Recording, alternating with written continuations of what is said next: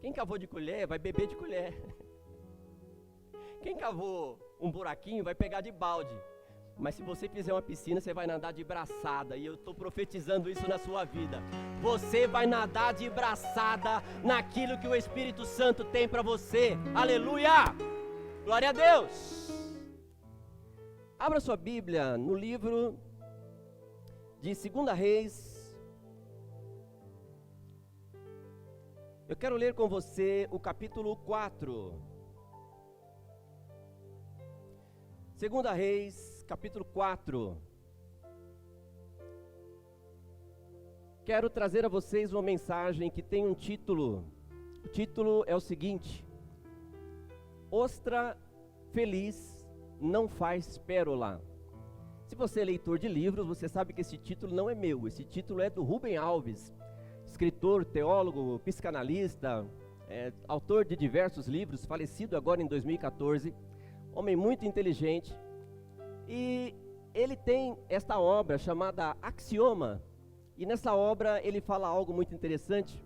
Na contracapa do seu livro ele diz assim, que a ostra, ela precisa ter uma dose de dificuldade, de sofrimento. Então ela tem ali uma pedrinha, um grão de areia, que entra dentro da ostra, e para que ela possa conter aquele incômodo, ela começa a cobrir aquela pedrinha com alguns elementos próprios da ostra, para que ela não sofra. Isso faz, com o passar dos anos, que surja uma linda pérola. E essa semana eu estava meditando sobre algumas situações que nós vivemos, e Deus me inspirou a pregar sobre novas histórias em meio a esta crise, novos tempos em meio a esta crise. Eu tenho falado sobre isso, tenho aconselhado sobre isso, tenho discipulado sobre isso, falado muito com pessoas que têm enfrentado grandes dificuldades na sua vida, pessoas que têm passado por problemas muito sérios neste período que nós estamos vivendo, esse período de crise, esse período de pandemia que vai e volta. Já se está falando aí numa terceira onda.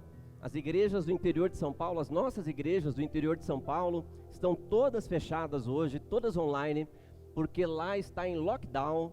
Então os tempos não estão fáceis. Estava lendo ontem 61 milhões, veja queridos, 61 milhões de brasileiros voltaram à linha da pobreza. São pessoas que não têm o que comer, são pessoas que têm dificuldade para se alimentar. Isso é um problema muito sério, e é um problema social, um problema espiritual, extremamente sério, a partir do ponto em que nós entendemos que o Brasil é um país escolhido por Deus para crescer e para multiplicar a sua graça. 61 milhões de pessoas estão sofrendo. Muitas empresas estão falindo, muitas empresas estão fechando, muitas pessoas estão perdendo seus empregos, muitas pessoas estão em dificuldades, mas ao mesmo tempo, quando nós observamos, vemos também muitas pessoas que estão crescendo nessa época. Muitas pessoas que, por algum motivo, conseguiram se agarrar a esse tempo de dificuldade, estão criando oportunidades novas, estão criando situações novas, estão vencendo traumas, estão vencendo situações que os bloqueavam, e agora essas pessoas estão crescendo. E quando eu recordei, na realidade, desta obra de Rubem Alves, eu quis dar esse título, porque ele fala sobre uma situação que todos nós passamos, sobre uma situação que todos nós vivemos, e que precisamos aprender com ela para que a gente possa evoluir como pessoa, evoluir como cristão, evoluir como servos de Deus, como pais de família, como filhos, para que a nossa sociedade, espiritualmente falando, ela possa ser mais desenvolvida. Se você abriu a sua Bíblia no livro de 2 Reis, capítulo 4, eu quero ler com você os versículos 1 e 2 apenas, depois a gente vai falando outros versículos com você. O texto diz assim: certo dia, a mulher de um dos discípulos dos profetas foi falar a Eliseu: teu servo, meu marido, morreu, e tu sabes que ele temia o Senhor. Mas agora veio um credor que está querendo levar meus 2 filhos como escravos. Ore comigo, por favor. Pai, nós oramos na Tua presença, crendo na Tua graça, no Teu poder, na Tua unção. Oramos, Espírito Santo, porque sabemos que o Senhor está em nós, não apenas agora, mas durante todo o tempo, nos dando fôlego de vida. E neste momento nós te pedimos, única e tão somente isso, nos dá fôlego, nos dá entendimento para compreender a sua palavra e aquilo que o Senhor tem para nos ensinar nesta noite. Você pode dar um forte aplauso para a mensagem do Senhor, amém? Glória a Deus. Aleluia, glórias ao Senhor Jesus. Amados, o texto dessa mulher que fala sobre o profeta Eliseu é muito semelhante àquele que nós lemos lá em 1 Reis, quando fala a respeito de Elias e a viúva de Serepta. Só que lá, ao invés apenas do azeite, ela tinha um azeite e também tinha um bocado de farinha, um pouquinho de farinha. Mas eu escolhi esse texto por alguns motivos muito especiais, porque o texto ele é muito direto, é muito sucinto, e ele traz para nós alguns ensinamentos importantes. Como eu disse a você, o título desta mensagem nos faz pensar sobre uma situação que está em nós e que nos incomoda. Assim como é o caso desta mulher, veja que aqui ela diz assim, ela é mulher de um dos discípulos dos profetas. Se você pegar esse texto e trazer para os nossos dias atuais, seria como se esta mulher participasse de uma igreja. Essa mulher, ela participava de um ambiente espiritual. O esposo dela participava desse ambiente espiritual, fazia parte daquilo. Mas um dia o esposo morreu e então as pessoas começaram a cobrar ela. Era hábito naquela época que aqueles que não pudessem pagar fossem escravizados. E se não fossem escravizados, eram mortos. E aquela mulher desesperada, então, ela vai até o profeta Eliseu para tentar solucionar o seu problema. Eliseu, então, ele começa a falar algumas coisas e eu quero traduzir aquilo que ele disse para você hoje. Mas algo importante para que a gente já comece a aprender e anotar no dia de hoje é que todos nós queremos uma coisa na nossa vida. Todos nós queremos crescer, mas nós nos esquecemos de muitas coisas. Uma das coisas que nós nos esquecemos é que este crescimento, essa felicidade, este conforto que nós buscamos nas nossas vidas, ele não necessariamente está ligado àquilo que o Espírito Santo de Deus tem para nós como plano central. O plano central de Deus é que eu e você estejamos com Ele em um lugar chamado céu. Talvez você conheça como paraíso, talvez você conheça como lugar celestial. Mas é um lugar para onde eu creio todos nós iremos um dia, porque Deus ele há de nos perdoar dos nossos pecados e das nossas dificuldades e nos levar até lá, para que todos nós possamos desfrutar de um tempo especial. Só que nós esquecemos disso durante a nossa vida. E nós passamos o tempo todo correndo atrás de algo chamado conforto nos nossos dias atuais. Então nós trabalhamos para ter conforto, nós estudamos para ter conforto, nós muitas vezes brigamos com as pessoas para ter conforto, todos nós buscamos aquilo que os filósofos, os estudiosos chamam, quem já está aqui há algum tempo sabe isso, de eudaimonia. O que é eudaimonia? Eudaimonia é o encontro de um vértice. Eudaimonia é quando aquilo que você deseja e aquilo que você conquista se encontra. Então este delta, ele se encontra e aí então você está na sua plena felicidade.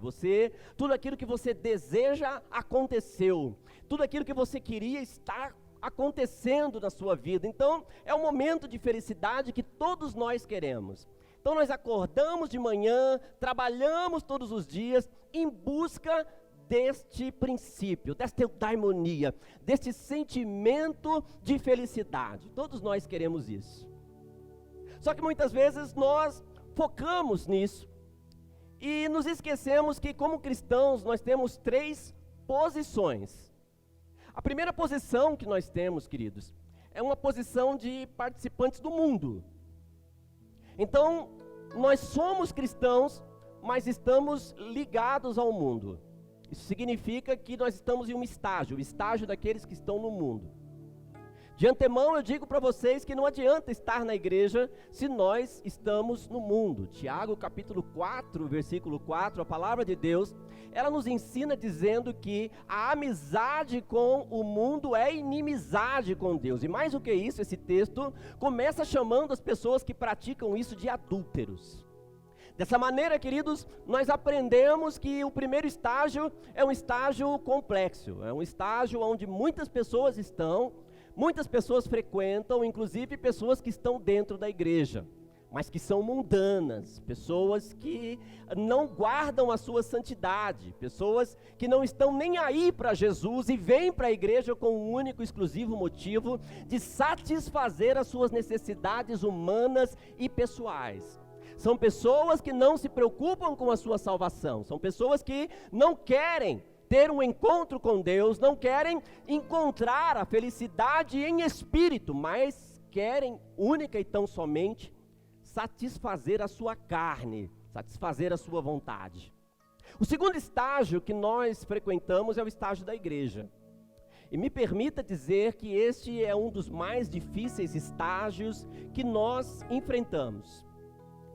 O segundo estágio, que é o estágio da igreja, é um estágio onde todos nós queremos ter um encontro com o espiritual, porque nós começamos a ter dentro de nós uma faísca que diz o seguinte: tem alguma coisa errada, tem alguma coisa diferente, tem alguma coisa que precisa mudar. E aí então você começa a buscar alguma coisa a mais, você começa a querer algo mais, e aí então você pega um domingo à tarde e você vem para a igreja. Ouvir as pessoas, ouvir os colaboradores cantarem, os levitas cantarem, os pregadores, e ver o que eles têm para vocês. Este momento é um momento especial, porque quando nós estamos na igreja, nós fechamos, em tese, a porta do mundo e abrimos a porta do nosso coração para Deus. Então, a nossa concentração, o nosso foco é para Jesus. Mas por que eu disse que é um momento complicado? Porque muitas vezes nós entramos na igreja, mas não nos desligamos do mundo. Nós não nos afastamos daquilo que nos prejudica. Nós não nos afastamos dos nossos sentimentos maus. Nós permanecemos na igreja nesse segundo estágio, mas não mudamos a nossa vida. Então você vem para a igreja, louva a Deus, ora, pede, muitas vezes você se torna até um colaborador da igreja, você ajuda a igreja, mas você não muda, você continua fazendo as mesmas coisas que você fazia antes.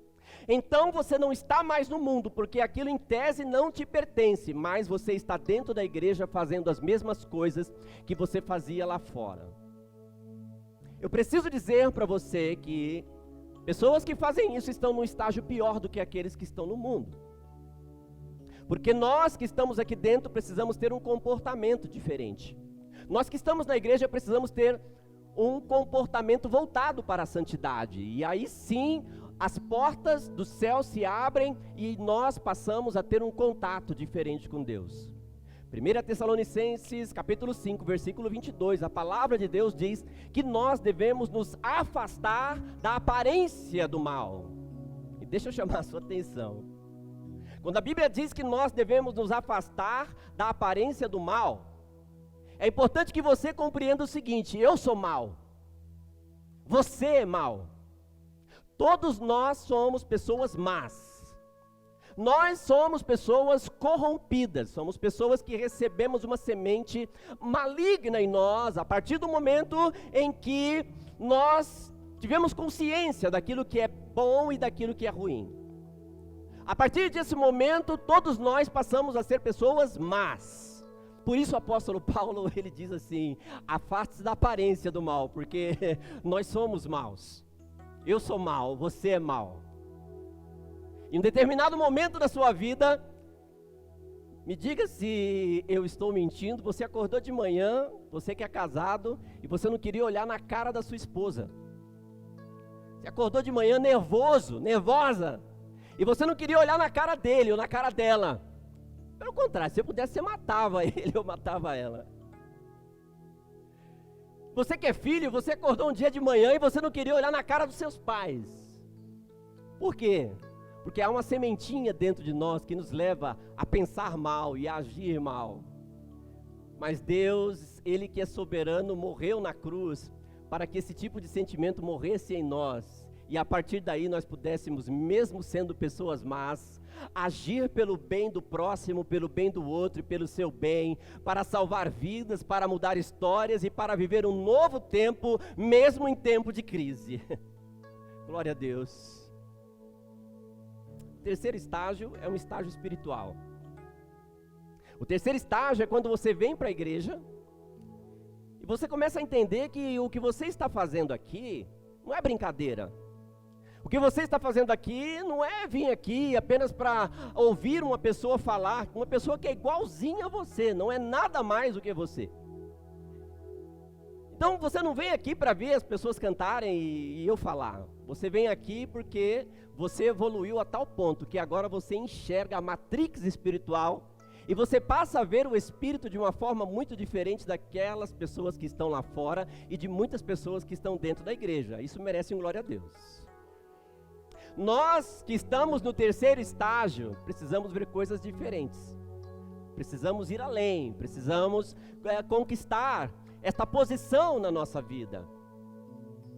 Pessoas que fazem novas histórias, elas passam por esta dificuldade, querido. Pessoas que estão no terceiro estágio, elas vão passar por essa dificuldade.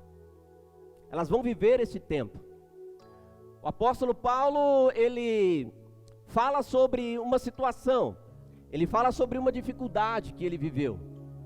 O apóstolo Paulo, em um determinado momento da vida dele, ele foi colocado um espinho na carne. E esse espinho na carne ficava o tempo todo atormentando ele, ficava dentro dele, ficava incomodando ele. E eu quero dizer uma coisa para você, talvez você tenha vindo aqui nesta noite, olhe bem para mim, talvez você tenha vindo aqui nesta noite com esse incômodo. Talvez você tenha vindo aqui nesta noite porque muitas coisas horríveis aconteceram com você nos últimos tempos.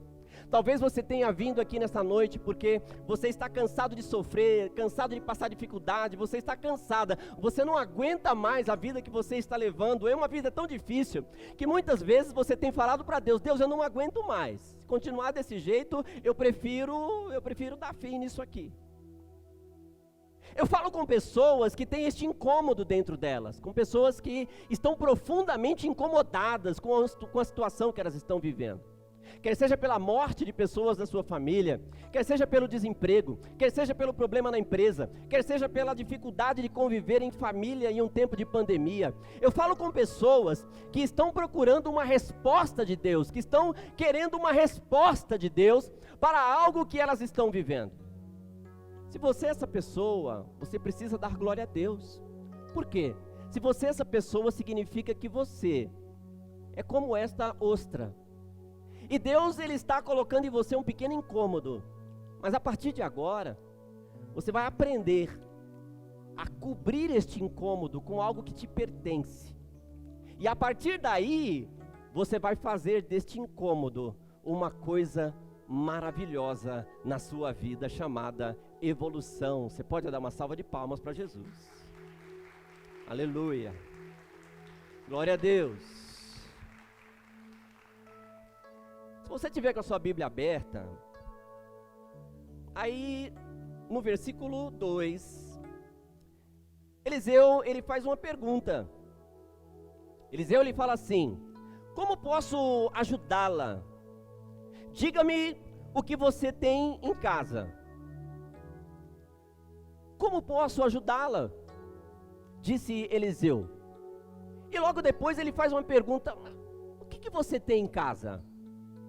A primeira coisa para criar novas histórias em tempos de crise é saber aquilo que você tem dentro da sua casa. A palavra de Deus diz que nós somos o templo do Espírito Santo, nós somos a casa de Deus. Então nesse momento eu pergunto a você: o que é que tem dentro de você? O que é que existe dentro de você para frutificar em algo bom? O que é que há dentro de você? O que é que está dentro do seu coração? Qual o sentimento? Qual o pensamento? Qual a ideologia? Qual a sabedoria? Qual o conhecimento está dentro de você? O que é que você fez nos últimos tempos para crescer espiritualmente, para crescer como mulher, para crescer como homem? Mateus capítulo 7, versículo 17, a palavra de Deus diz que uma árvore boa dá frutos bons, mas uma árvore má dá frutos maus. Nesse sentido, quando o profeta Eliseu, ele fala sobre isso, ele está perguntando, sabe o que para essa mulher? Ele chama ela e fala, olha, não interessa que o seu marido seja frequentante de uma igreja, não interessa que o seu marido seja um homem espiritual, não interessa isso, o que interessa é o que está dentro de você. Qual é o fruto que você tem aí dentro da sua casa? E agora eu te pergunto, quais os frutos que você tem na sua casa? É rancor? Qual fruto que tem na sua casa? É ódio? Qual fruto que tem na sua casa? É discussão? Qual fruto que tem na sua casa? Nós precisamos mudar os frutos que estão na nossa casa. Nós precisamos trabalhar os frutos para que estes frutos, eles possam mudar a nossa história. Então, o ensinamento para nós, através dessa mulher hoje é, que fruto eu tenho para dar? Que fruto eu tenho para multiplicar? Então, aprenda isso nessa noite e comece a buscar bons frutos. Comece a mudar a sua forma de pensar. Comece a mudar a sua forma de agir. Comece a mudar a sua forma de ser. Comece a buscar o bem ao invés do mal. Comece a ser uma pessoa que, independente da situação em que você está vivendo, louva ao Senhor, porque em todo tempo Deus, Ele precisa estar com você. Que fruto nós temos na nossa casa, queridos? Quais os frutos que nós temos na nossa casa? Anote isso, porque é importante para nós, e é importante para que você construa uma nova história, a nova história que Deus tem para você, a nova história que Deus está criando para você agora. Quem crê nisso, pode dar uma glória a Deus. Olha o que essa mulher diz aqui na sequência, queridos. Ela diz assim, no versículo 2, ela continua dizendo, tua serva não tem nada, além de uma vasilha de azeite. Sabe, irmãos, todos nós temos alguma coisa para oferecer. Todos nós temos uma boa palavra, todos nós temos um bom sentimento, todos nós temos algo bom para oferecer, mesmo nos momentos de dificuldade. Eu sei que todos nós temos um dia de ira, todos nós temos um momento difícil, mas todos nós temos alguma coisa boa para dar. Todos nós temos algo interessante para oferecer, e eu queria que você guardasse isso. Essa mulher, ela disse, eu não tenho nada, eu só tenho azeite. Azeite, se você já leu ou conhece um pouco da história da palavra de Deus, você sabe que o azeite era utilizado para muitas coisas, entre elas, era usado para curar pessoas, era usado para iluminar as casas. O azeite significava a presença do Espírito Santo, e até os dias de hoje, o azeite significa isso, a presença do Espírito Santo de Deus. Provérbios capítulo 20, versículo 21, a palavra de Deus, ela diz o seguinte, ela diz que o sábio, ele tem sempre azeite e pão na sua casa, mas o tolo, ele gasta tudo, porque ele não pensa em nada do que ele está fazendo. Isso nos ensina, queridos, que você precisa buscar algo bom. Se você quer construir uma nova história em tempos de crise, você tem que ter algo bom. Ah, pastor, mas eu não consigo. Consegue sim, porque tem azeite aí dentro. Eu creio que esse azeite está dentro de você, eu creio que isso tem aí dentro, e se alguém espremer, vai escorrer azeite. Vai escorrer coisa boa, vai escorrer amor, vai escorrer paz, vai escorrer cura, vai escorrer unção, vai escorrer luz através de você. Então, querido, deixa Deus te espremer agora em nome de Jesus. Permita que Deus pegue você e te aperte, te fale verdades, mas permita que Deus tire de você o melhor que você tem para dar, porque a partir daí, coisas grandiosas vão acontecer na sua vida. Aleluia. Glória a Deus.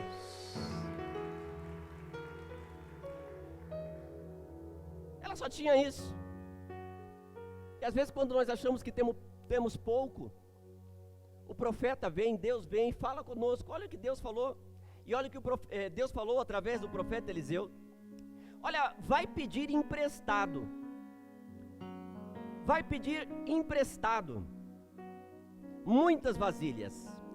Vá pedir emprestadas vasilhas a todos os seus vizinhos, mas peça muitas.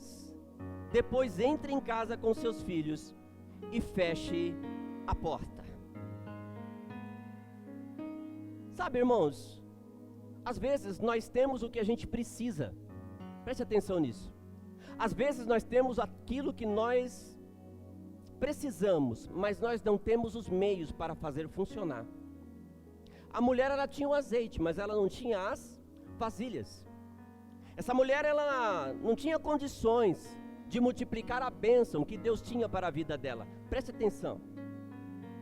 Você tem azeite, você é uma pessoa boa, em que pese nós termos uma matriz ruim, isso é de todos nós, mas Deus coloca em nós o azeite, e esse azeite emana bondade.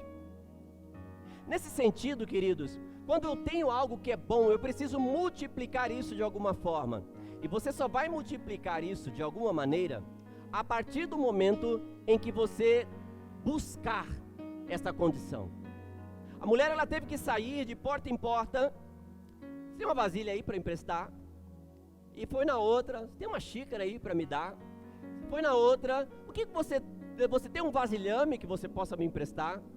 E não está escrito isso, mas com certeza ela volta com muitas vasilhas, coloca na sua casa, e a partir de agora ela tem condições para multiplicar a bênção de Deus. Ela tem condições para multiplicar a graça de Deus. Preste atenção numa coisa. Quando você vem aqui na igreja, é isso que acontece. Aquilo que é bom em você, aquilo que precisa ser mudado em você, você entra aqui e a gente torce. Você entra aqui e a gente mexe com você. Você entra aqui e a gente trabalha você. Então nós começamos a dar a você as vasilhas, porque a coisa boa já está aí. Só que você precisa ter o instrumento. O instrumento é a igreja. O instrumento é o lugar que você frequenta. O instrumento é o estudo da palavra de Deus. O instrumento é o crescimento espiritual que nós precisamos ter. E quando nós não nos preocupamos com isso, queridos, nós simplesmente perdemos os instrumentos, mesmo tendo uma boa essência para oferecer. Pessoas que não frequentam igreja, pessoas que não conhecem Jesus, pessoas que não estudam a palavra de Deus, não conseguem multiplicar bênçãos sobre a sua vida.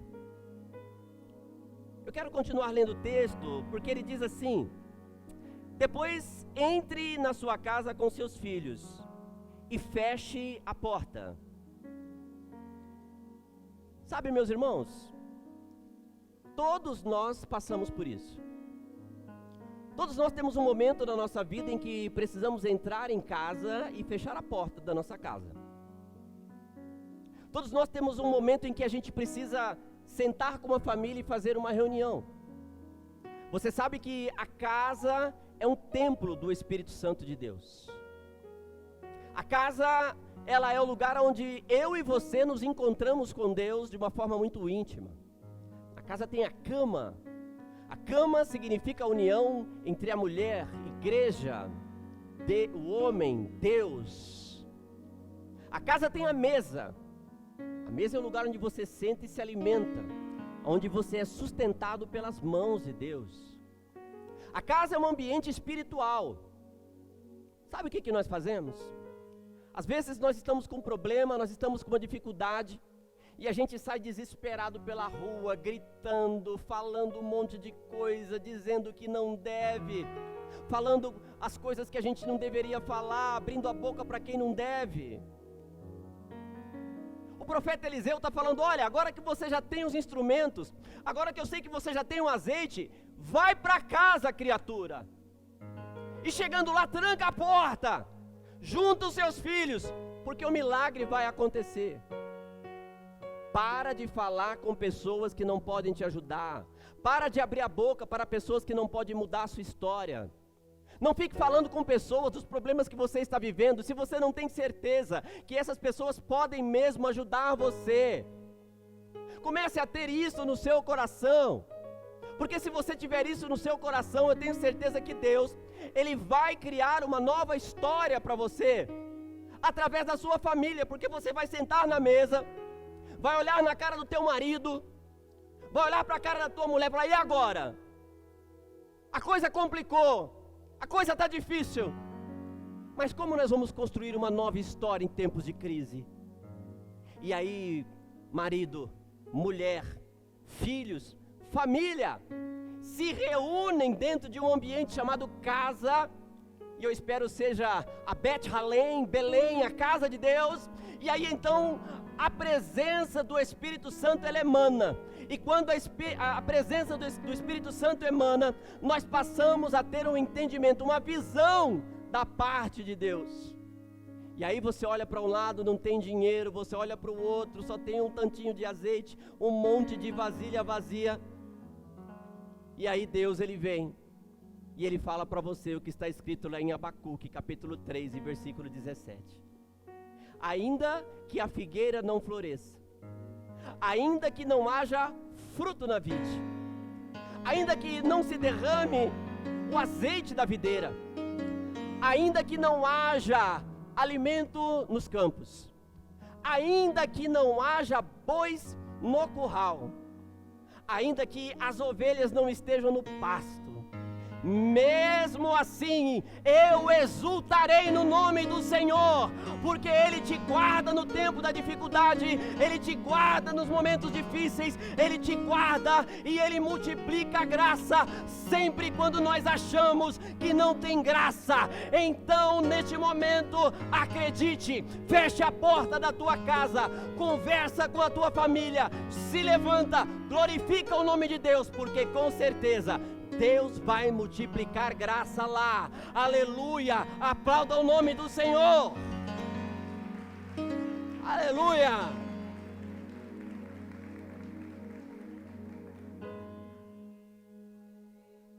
Olha aqui, queridos, leia comigo o que está escrito no versículo 6. No versículo 6 diz assim: quando todas as vasilhas estavam cheias, ela disse a um dos seus filhos: traga mais uma vasilha. E aí então o filho disse: já acabaram. O azeite parou de correr. Sabe de uma coisa, queridos? No dia que você parar de investir no reino espiritual, a graça para de correr. Eu não estou falando de dinheiro, estou falando de investir no reino espiritual.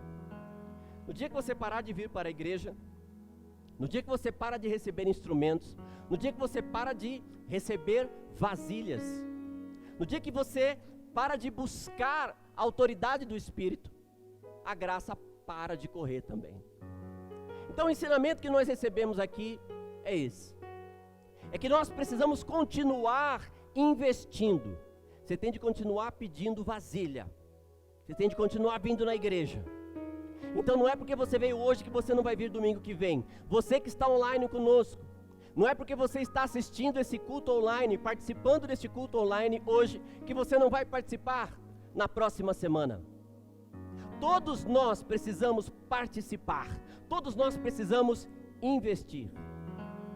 Se você pegar esse texto e você olhar aqui, você vai ver que antes desse episódio está acontecendo um problema muito sério.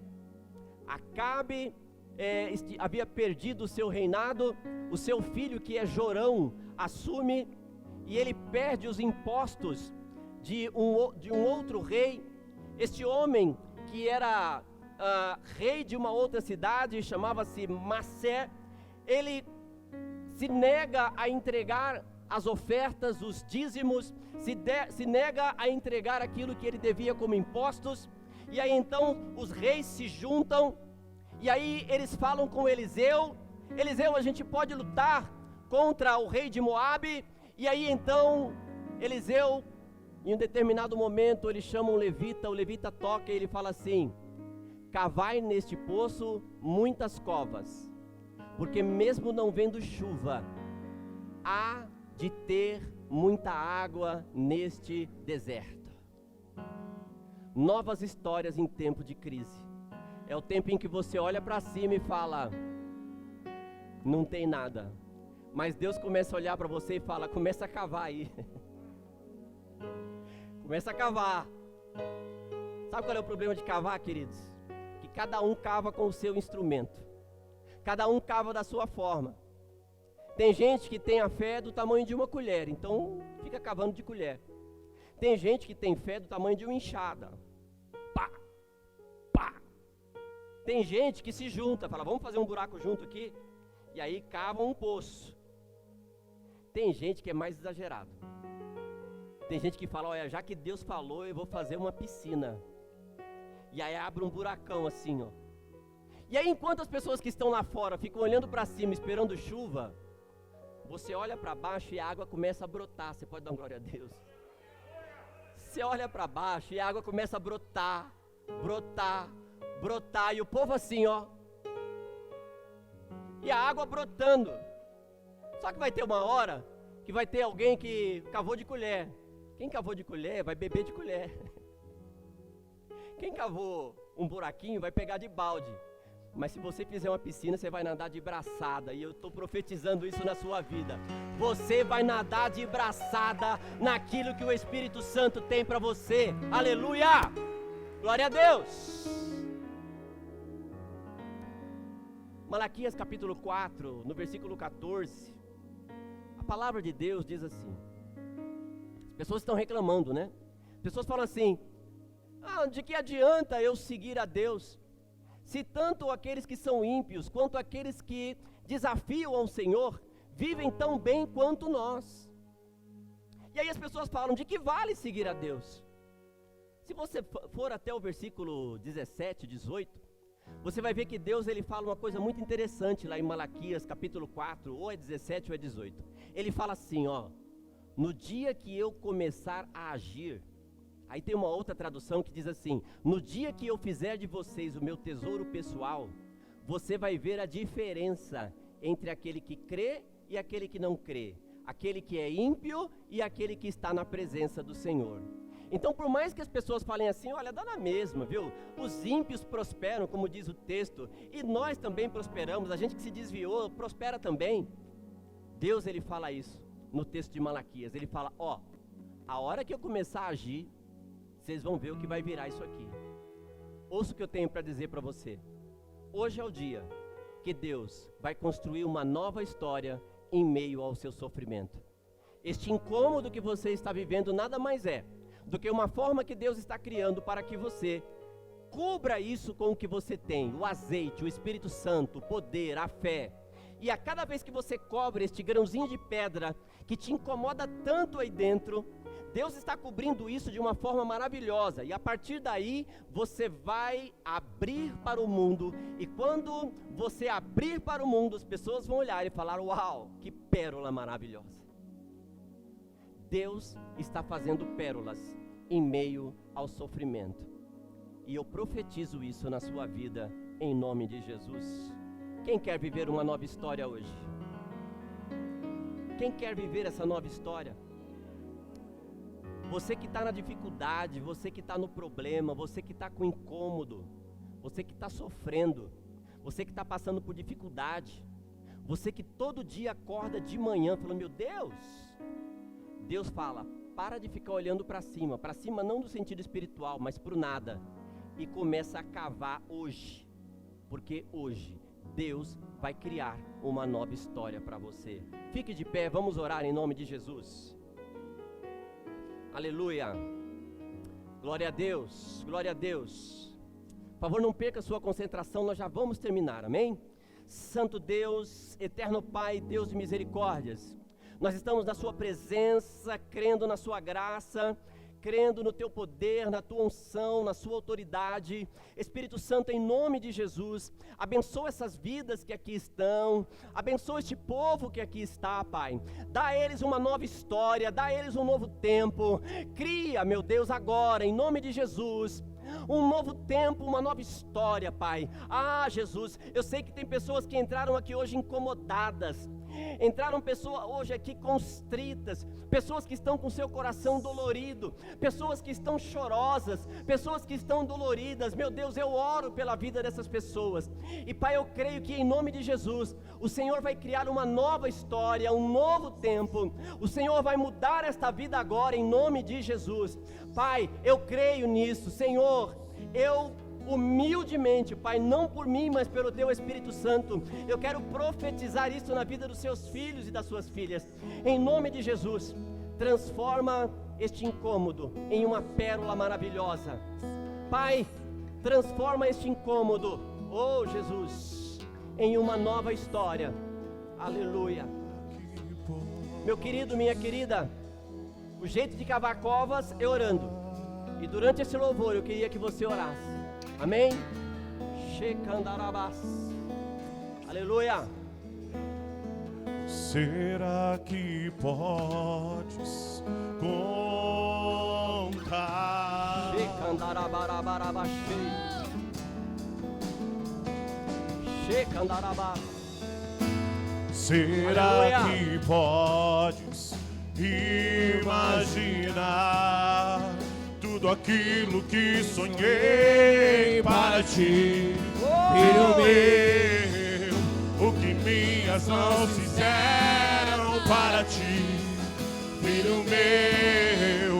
Minha bênção será sobre ti. Declare isso! Uma nova história Deus tem pra mim. Um novo tempo Deus tem pra mim. Tudo aquilo que pedido foi, ouvirei de sua boca, te abençoarei. Nova história, uma nova história Deus tem pra mim. Um novo tempo Deus tem pra mim. Tudo aquilo que pedido foi, ouvirei de sua boca, te abençoarei.